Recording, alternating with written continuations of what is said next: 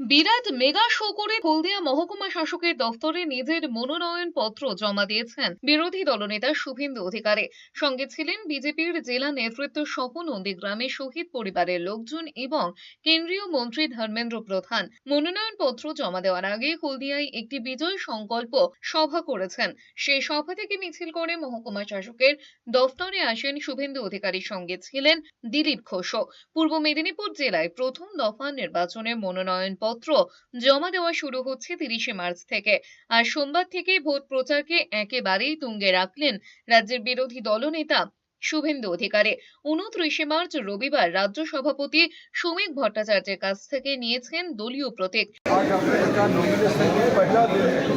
मेरे ख्याल से बंगाल में पहला नॉमिनेशन हमारे नेता शुभेंदु अधिकारी जी दिलीप घोष जी के साथ आके नामांकन है। यही अपने आप में बहुत बड़ा सूचना देती है अगले बार ममता जी को जाना ही पड़ेगा।